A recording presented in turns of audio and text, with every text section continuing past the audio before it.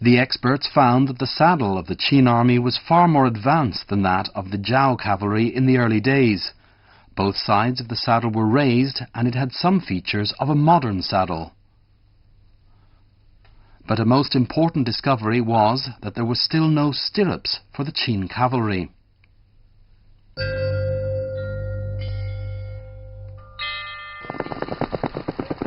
On a horse without stirrups, the cavalryman has no support and has to keep his balance with all his strength.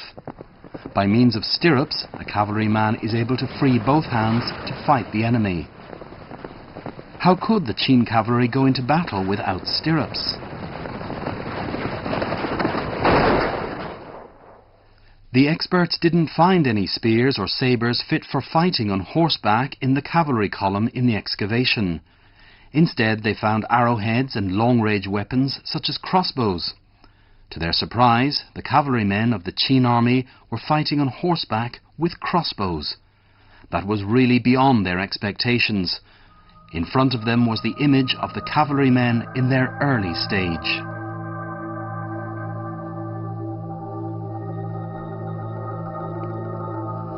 Without stirrups, those 5,000 cavalrymen who attacked the headquarters of the Zhao army were unable to wield sabres or rifles to charge the enemy position as the cavalry do today. It was most likely that their task was to keep watch on the movements of the Zhao headquarters and to make a surprise attack on its rear service units transporting army provisions. But the Qins knew very well the importance of coordination in battle. Under the thick layer of earth, this cavalry unit of the Qin state was well ordered. 4 cavalrymen made up one group, 3 groups made up one line, and 8 lines made up a column of 108 men. Archaeology has proved that the cavalry of the Qin had a compact organization. This was the earliest cavalry formation in China discovered so far. In the Warring States period, the cavalry unit had become an indispensable attacking force because of its unprecedented speed and flexible capability. In the Battle of Changping, 5,000 Qin cavalrymen finally cut off the grain supply of the Zhao army and played a key role in completely encircling their opponents.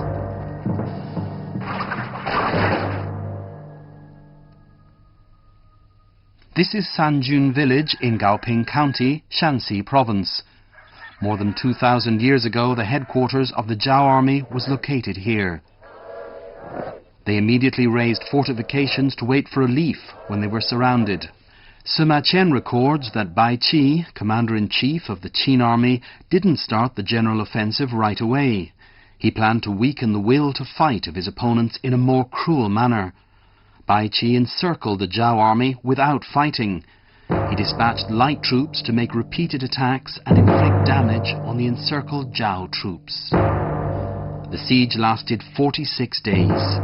What kind of units then were those light troops making repeated attacks during those miserable days and nights amongst groups of hungry and tired Zhao soldiers? Amongst the numerous pottery figures, there were a group of warriors with dagger axes and spears, but without any protective armor. Warriors like this must have been trained superbly in the martial arts, or have extraordinary courage in the times of cold stabbing weapons and under a rain of spears and arrows. Some military experts hold it is most likely that these warriors were the light troops recorded by Sima Qian, but other experts hold a different view.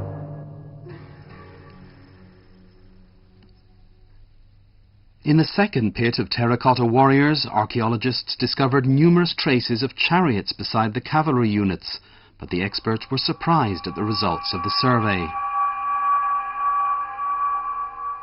In the times of the Qin state, the coordination between chariots and infantry was the typical mode of operation. A massive chariot was generally followed by infantry. Chariots and infantry usually advanced together in their offensive. This mode of operations was popular for over 1,000 years. But the results of the survey were entirely different here. Buried under the earth was a unit made up of 64 chariots. 这个车这上面纯粹都是吃的，没有步兵，没跟随步兵。这个呢倒是过去不太清楚的。The body of these chariots was narrow, and it was, as usual, pulled by 4 horses. It can be imagined there were no infantry behind them. In any case, they were able to keep up with the speed of the cavalry. The warriors in the chariots were equipped with stabbing weapons, such as dagger axes and spears. This made up for the weak point of cavalrymen who were unable to attack at close range. Some experts hold that it must be these sort of independent chariots which made an assault on the encircled Zhao army. They were the light troops, consisting of 25,000 warriors, who had cut the Zhao army into 2 parts. It was most likely that they had this sort of chariot unit. When the news that the main force of the Zhao army was encircled in Changping was passed to Xianyang, the Qin king was very excited, as he had been anxious. He himself went to the front immediately. He enlisted all the men over 15 years old and made up an army. These troops, gathered together hastily, went right to the back of the headquarters of the Zhao army from both flanks of the battlefield. In this way, all routes of retreat for the Zhao army were completely cut off. The commander-in-chief, Zhao Kuo, was finally aware of the fact that the situation was already perilous. He divided his army into 4 parts. They fought desperately, trying to break out of the encirclement. Sima Qian doesn't mention in which direction Zhao Kuo broke out. The logical deduction is in the direction of the headquarters of the Zhao army. If this was really so, he had to break through one formidable barrier. And this barrier was precisely the 25,000 cavalry warriors who had shut the gate between Zhao Kuo and his headquarters.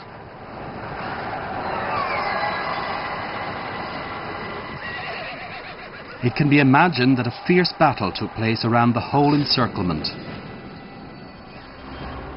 If the Qin army had failed to stand up to the desperate breakthrough of the Zhao, the outcome of that battle would have been rewritten. At that moment, nothing could be more effective than the elaborately organized military formation and the bravery of the warriors.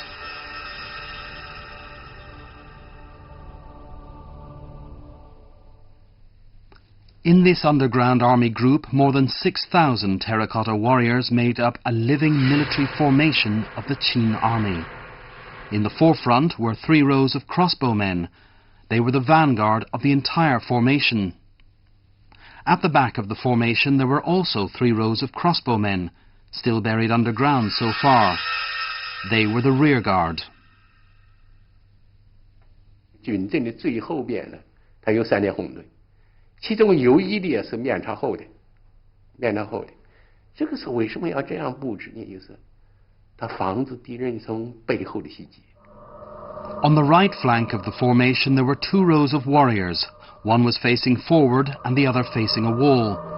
On the left flank there was another row of warriors facing out with fearsome expressions. This arrangement was made to guard against sudden attacks by the enemy from both left and right flanks. The warriors facing the wall were just the escorts of both flanks in the army group. 还有前锋，有后卫，有两翼，在这4面的围绕之下呢，中间是个庞大的军阵的组织。 This was the main force made up of 38 columns, infantry and chariots crisscrossed in a mighty formation showing tremendous momentum. 它是个屯聚的一个阵势，它没展开。兵书上曾讲了，说这个坚若磐石，一旦展开的时候，万虎挺刃，好像一个刀呢一下挺开来了。 This was a typical military formation in ancient warfare.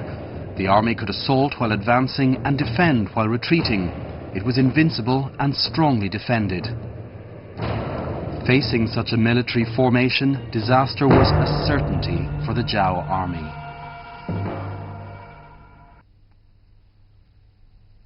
This village is called Baiqi Po. It's said that it was the headquarters of Commander-in-Chief Baiqi in those years. How did Baiqi, as the supreme commander, manage to control his massive army formation? The total armed forces of the Qin engaged in the Battle of Changping amounted to more than 500,000 warriors. There might be hundreds of thousands of warriors even in a partial operation. A book on the art of war in ancient times says an army directed a battle by beating drums and gongs. The archaeologists actually found these instruments as expected in the commanding chariots. Unfortunately, the drums made of leather had decomposed, but the big bronze bell remained.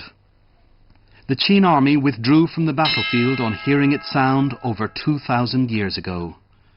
The army must have withdrawn by beating gongs while advancing by beating drums. The officers of different ranks changed the rhythm of the drum according to flag instructions. The warriors moved based on the rhythm. In this way, hundreds of thousands of warriors could advance, withdraw, attack or defend in coordination as a whole unit at the will of the commander.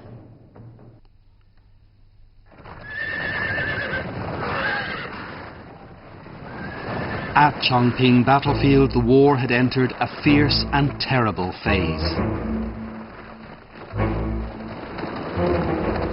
400,000 men of the Zhao army were tightly surrounded by the Qin army and 4 times failed to break through the encirclement.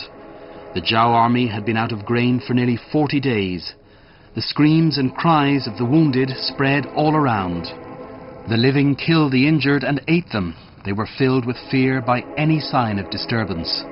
Despair was spreading like a pestilence. This was just what Bai Qi expected.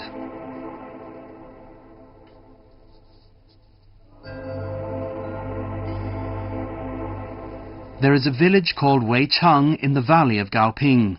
That was most likely the place where the men of the Zhao army were surrounded. Zhao Kuo, in despair, selected some crack troops to get ready for the final combat.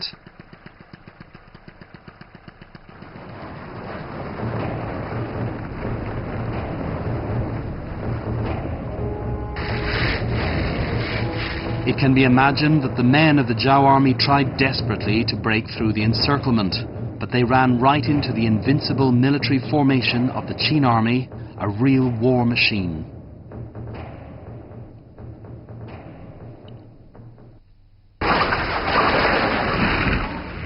10,000 arrows were shot at once, and the men of Zhao fell down one after another.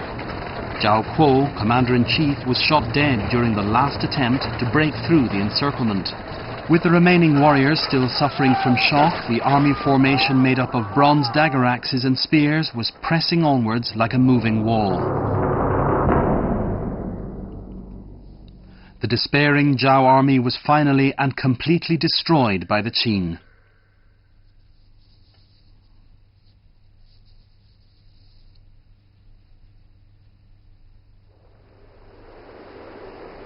More than 2,000 years elapsed. The fierce battle of those days became Sima Qian's simple description in his historical records. 400,000 men of the Zhao army who had surrendered to Qin were all buried alive by Bai Qi.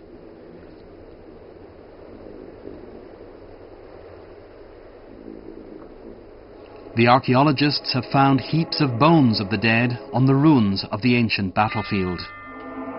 Weapons and coins were left beside the skeletons.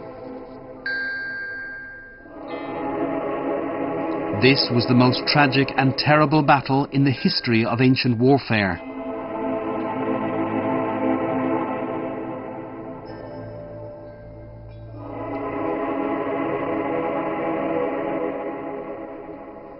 This unprecedented battle shocked the 6 states in Shandong. The Zhao state was unable to rise after this defeat, and the kings of the other states were unable to stop the Qin's march to unify China. A baby was born 1 year after the end of the Battle of Changping. He was the future emperor of the Qin, the first Qin emperor.